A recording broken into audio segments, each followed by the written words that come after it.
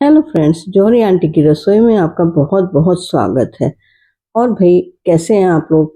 तरह तरह की डिशेस को ट्राई कर रहे हैं, यानी आपने अभी तक मेरे चैनल पर जितने भी वीडियो देखे उनमें से कितनी डिशेस ट्राई करी हैं, प्लीज कमेंट करके जरूर बताइएगा। और आप मेरे चैनल पे आए हैं, मेरे वीडियो को देख रहे हैं और अभी तक मुझे सराहते भी रहे हैं अपने कमेंट्स के थ्रू, इसके लिए आपका बहुत बहुत धन्यवाद। तो भाई, आपने गर्मियों में क्या क्या चीजें नई बनाई? भाई, गर्मियों में तो किसी का किचन में जाने का भी मन नहीं करता, लेकिन ऐसा क्या बनाया जाए जो झटपट से बन जाए, कम तेल घी का भी हो और हेल्दी भी हो। तो आज मैंने क्या किया, ये 2 कच्चे केले ले लिए। अब कच्चे केले की तो ये रेसिपी सभी लोग बनाते हैं, पर मैंने इसमें, अगर आप लास्ट तक बने रहेंगे तो पता लगेगा कि मैंने इसकी एक और भी तरीके से रेसिपी बनाई है। तो आपको वो रेसिपी भी बहुत पसंद आने वाली है, क्योंकि मेरे घर में तो सबने वो वाली रेसिपी बहुत खाई और इतनी पसंद की कि बस मज़ा ही आ गया। मुझे बनाने का पूरा, मेरा जितनी भी मेहनत लगी थी ना, वो पूरी सफल हो गई। और ये मैंने पहले तो कम केले लिए थे, लेकिन फिर बाद में मैंने और केले लिए। तो पहले मैंने ये 2 केले ले करके, कच्चे वाले, इनको धो के साफ कर लिया। 1 दिन 2 दिन के रखे हुए हो गए थे, तो कोई बात नहीं, क्योंकि अंदर से केला बिल्कुल बढ़िया था। अभी छिलका थोड़ा काला सा पड़ने लगा था, तो धो के साफ कर लिया और इस तरह से बड़े बड़े पीसेस में काट लिया। अब एक बर्तन में मैंने पानी बॉईल होने के लिए चढ़ा दिया, इतना पानी कि ये जो केले के टुकड़े काटे मैंने, ये पूरी तरह से इसमें डिप हो जाए। अब पानी जब उबल गया, तब इसमें मैंने 1.5 चम्मच करीब नमक डाल दिया और नमक डाल करके इसको फिर मिक्स कर देती हूँ, जिससे पूरे पानी में मिक्स हो जाए। अब ये जो नमक डाला है, इससे क्या फायदा है? इससे ये फायदा होगा कि केले जो है वो हमारे काले नहीं पड़ेंगे। नहीं तो अक्सर क्या होता है कि केलों को अगर पानी में डालिए, उबालिए, तो काले हो जाते हैं, और या केले को हमने काट के रखा है तो काले पड़ने लग जाते हैं। पर ये अगर हमने इसमें नमक में डाल के बॉईल किया तो ये केले काले नहीं पड़ेंगे और इसमें अंदर तक भी नमक चला जाएगा। बस इसको उबलने के लिए हमने डाल दिया इसमें, और थोड़ा सा हल्का सा चला देंगे, ऊपर नीचे कर देंगे, और फिर उसके बाद में इसको ढक करके 3 से 4 मिनट के लिए पका लेंगे।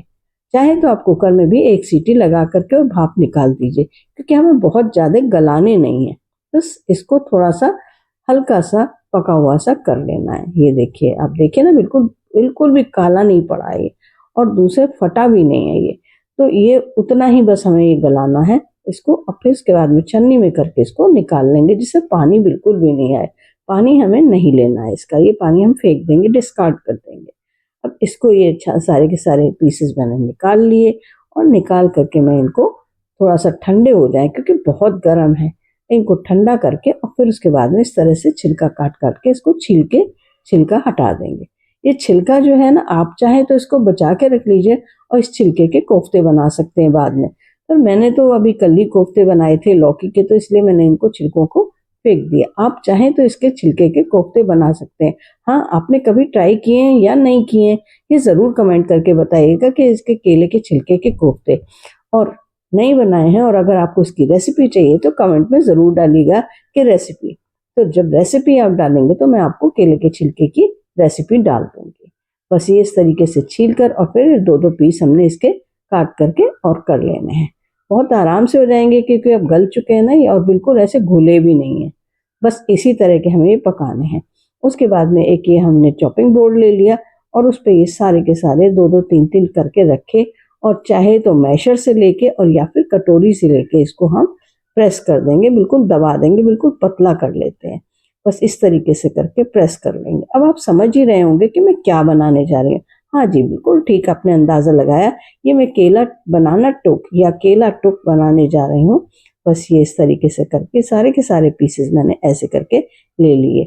और भाई, मेरी फ्रेंड आई उतनी देर में, तो बोली क्या बन रहा है भाई आज किचन में? तो मैंने उनको बताया कि भाई ये मैं केले की नई रेसिपी बना रही हूँ, आप बैठो, केले के स्नैक्स हैं, ये खाओगे तो बड़े मजे आएंगे। पर वो जल्दी में थी तो चली गई, लेकिन बाद में उन्होंने जब खाया तो बहुत मजा आया उन्हें भी, और कहने लगी भाई बताओ कैसी रेसिपी है ये, तो मैं भी इस चीज को बनाऊंगी।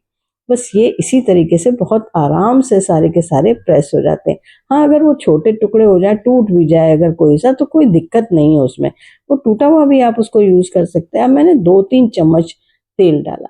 हालांकि इसमें क्या होता है कि ज्यादातर इसको हम डीप फ्राई करते हैं, पर मैंने डीप फ्राई नहीं किया, क्योंकि मैं लेस ऑयल में बना रही हूँ इसको।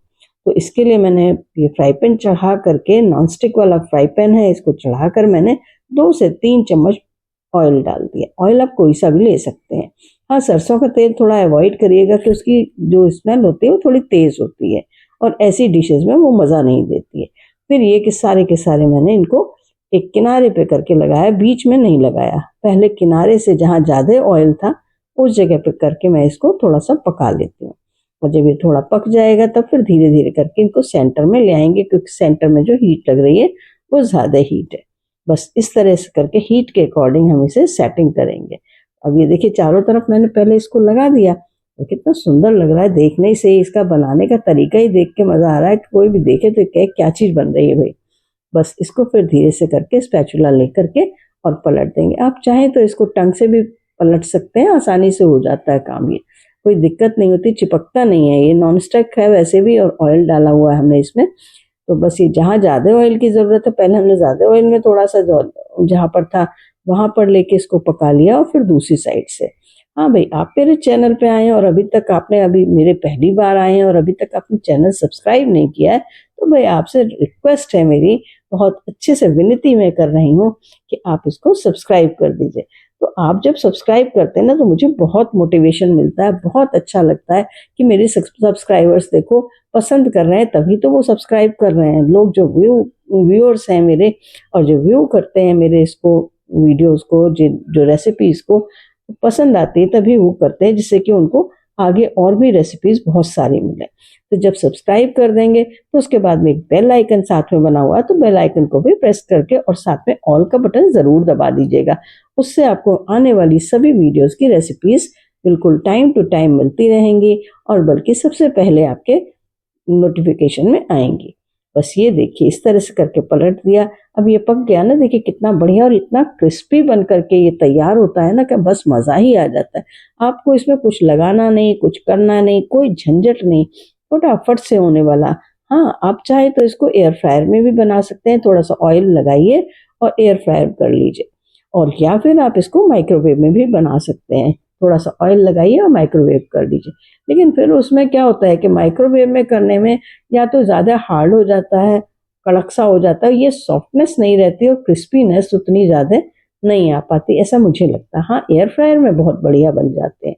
तो मैंने कुछ थोड़े से बनाए थे बाद में एयर फ्रायर में भी। ये वाले बस मैंने इस तरह से कर लिए। अब मैंने आपको कहा था ना कि आप मेरे वीडियो में अभी तक बने हुए हैं तो आपको ये नई दूसरी ट्रिक भी पता लगेगी। ये मैंने बनाए पके केले के बनाना टोक। तो पका केला ले करके मैंने इसको छील लिया और देखिए कितना बढ़िया पका केला है, लेकिन पके में भी गला वाला नहीं है ये, थोड़ा हार्ड वाला जो होता है ना पका केला, बस यानी अगर आप इसको एक दिन और रख देंगे तो ज़्यादा पक जाएगा। बस उतना पका हुआ केला और इसको लेके छील करके और इसको भी हमने काट लिया। इसके हमने थोड़े छोटे पीसेस करे हैं। आप देख रहे हैं ना, उसमें तो हमने बड़े बड़े पीसेस किए थे, इसमें हमने थोड़े से छोटे पीस किए और दोनों एजेस निकाल देंगे इसके। वो एजेस हमें नहीं लेने हैं, जो किनारी वाला पार्ट होता है ना वो नहीं लेना है। तो मैंने 2 केले लिए, 2 केले मैंने कच्चे वाले लिए थे और 2 ही केले मैंने ये लिए। हालांकि बाद में मुझे और बनाने पड़े और केले ले करके, रखे हुए थे केले तो कोई दिक्कत थी नहीं, आराम से फटाफट से मैंने और केले लेके बहुत सारे बना लिए क्योंकि सबको खाने थे ये और अच्छे लग रहे थे इसलिए। अब इसको मैंने कटोरी से इस तरह से करके देखा, जैसे पहले कच्चे वाले केलों का किया था वैसे इसको मैंने कटोरी से किया, तो ये टूट सा रहा था, इसलिए मैंने फिर इसको हाथ से किया। हाथ से दबाने से भी बहुत आराम से ये दब जाता है। ये देखिए बहुत बढ़िया सा, क्योंकि पका हुआ केला है ना तो हाथ से हल्का प्रेशर दे के ही दब जाता है। इसको मैशर से या कटोरी से या ग्लास से किसी से करने की जरूरत नहीं है, आपके हाथ से ही हो जाएगा ये काम। तो देखिए फटाफट से हो रहा है ना, कितना बढ़िया ये प्रेस हो जाता है, बिल्कुल चपटा सा हो जाता है ना। बस उतना ही हमें इसको करना है, बहुत ज़्यादा दबाएंगे तो लिसलिसा सा हो जाएगा, वो हमें नहीं करना है। बस दबा करके इसको चपटा कर लेना है। तो सारे के सारे पीसेस मैंने चपटे कर लिए और एक प्लेट में इनको शिफ्ट कर लूँगी। हाँ, ऐसे हाथ से उठा के मत करिएगा क्योंकि ये स्लिपरी होता है, निकलता नहीं आराम से, तो इसको नाइफ की हेल्प से या टंग की हेल्प से करिएगा। बस ये इस तरीके से करके इसमें सारे के सारे मैंने एक प्लेट में शिफ्ट कर लिए। अब आगे का प्रोसेस क्या करेंगे वो आप देखिएगा, लास्ट तक बने रहिएगा, तभी आपको समझ में आने वाला है कि ये पके केले के केले टुक कैसे बनेंगे। इसके लिए मैंने क्या किया, ये एक स्प्रेड तैयार किया थोड़ा सा, ये इसके लिए डस्टिंग के लिए, और वो जो डस्टिंग के लिए तैयार किया है वो मैंने आपको पहले एक भुने चने का पाउडर बनाना बताया था ना, उसमें मसाला वगैरह सब मिलाया था, बस वो बना करके और थोड़ा सा राइस पाउडर मिला करके उसको फैला दिया एक प्लेट में। और ये दूसरी कटोरी में मैंने ये 2.5-3 चम्मच के करीब मैदा ले लिए और मैदा में थोड़ा सा नमक डाला, थोड़ी सी लाल मिर्च पाउडर डाला और मिक्स कर लिया और फिर ये पानी डाल दिया। अब आप समझ ही रहे होंगे ये मैं स्लरी बना रही हूँ, बस बिल्कुल बारीक सी पतली सी बनानी है, रनिंग जितनी हो जाए उतनी। थोड़ा थोड़ा पानी डाल के इसको मिलाते जाएंगे जिससे इसमें लम्स ना पड़े, गांठें ना पड़े। बस इस तरह से करके इसको फेंट लेना है, खूब अच्छी तरीके से फेंटना है। अगर फेंटेंगे नहीं ना तो ये फिर आपको अच्छे से काम नहीं करेगी। बस ये देखिए गाढ़ा गाढ़ा पेस्ट बन गया है ना अभी तो, पर इसको पानी डाल के हमें बिल्कुल रनिंग में लेके आना है। तो इसी तरीके से करके ये डालें। हाँ, आपसे एक और रिक्वेस्ट है, अगर आपको रेसिपी पसंद आ रही हो तो एक लाइक का बटन भी दबा दीजिए और हाँ साथ के साथ कमेंट करके ये ज़रूर बताइए कि आप मेरी रेसिपी को कहाँ से एंजॉय कर रहे हैं और आपको मेरी रेसिपीज़ कैसी लगती हैं। आज तक कौन कौन सी रेसिपीज़ बहुत अच्छी लगी हैं आपको, जिनको आप दोबारा से किसी और नई तरीके से देखना चाहेंगे और अपने घर में भी ट्राई करना चाहेंगे। और साथ में अपने बहुत सारे फ्रेंड्स के साथ में इनको शेयर करना मत भूलिएगा। तो चैनल को भी शेयर करिए और साथ के साथ में रेसिपी को भी शेयर कर डालिए। देखिए इस तरीके से करके मैंने क्या किया, इसको डिप कर लिया इसमें स्लरी में और डिप करके स्लरी में, और फिर उसके बाद में डस्टिंग का जो मटेरियल बना के रखा था उसमें रख देती हूँ मैं। और फिर इधर मैंने कढ़ाई चढ़ा ली गैस पे। ये डीप फ्राई वाला बन रहा है क्योंकि बहुत से लोगों को डीप फ्राई बनाने में अच्छा लगता है और खाने में मज़ा आता है। तो ये डीप फ्राई के लिए मैंने ऑयल डाल दिया कढ़ाई में। जब ऑयल अच्छा सा टेम्परेचर पे गर्म हो गया कि इसमें अगर कोई चीज़ डालें तो वो बुलबुले से उठ करके आने चाहिए, बस उतना ही गर्म करना है।